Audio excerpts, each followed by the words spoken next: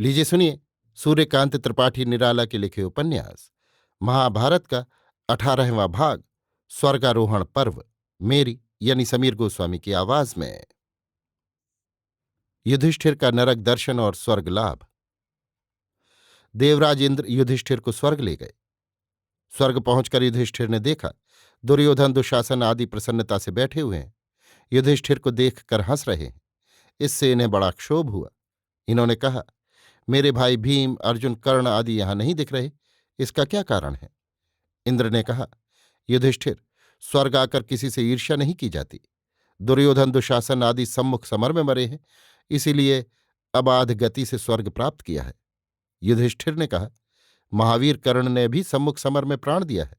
हमारे और भी संबंधी हैं, वे यहां क्यों नहीं हैं? इंद्र ने कहा, क्या तुम उन्हें देखना चाहते हो? युधिष्ठिर ने इच्छा प्रकट की।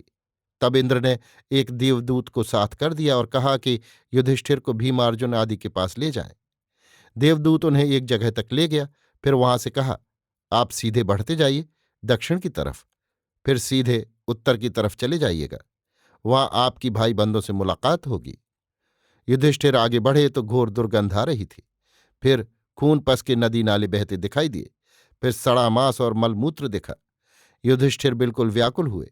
इसी समय भीम और अर्जुन आदि की करुण ध्वनि सुन पड़ी। महाराज, हम घोर नरक भोग रहे हैं, आप कुछ देर और ठहरिए।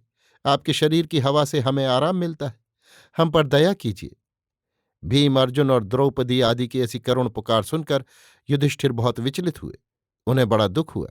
इसी समय इंद्र वहां प्रकट हुए और कहा, युधिष्ठिर, अश्वत्थामा के वध के समय तुमने झूठ कहा था, इसलिए तुम्हें कुछ काल नरक भोगना पड़ा। चलो अब स्वर्ग चलो, तुम्हारे सब भाई पत्नी और परिवार के लोग वहीं मिलेंगे। इन सब के भी अपराध कट गए। जिन्हें थोड़ा भोगना पड़ता है उन्हें पहले नरक होता है, फिर स्वर्ग। जिन्हें थोड़े दिन स्वर्ग भोगना पड़ता है वे पहले स्वर्ग आते हैं।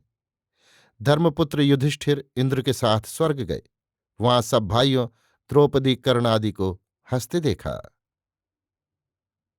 अभी आप सुन रहे थे सूर्यकांत त्रिपाठी निराला के लिखे उपन्यास महाभारत का 18वां और अंतिम भाग स्वर्गारोहण पर्व मेरी यानी समीर गोस्वामी की आवाज में।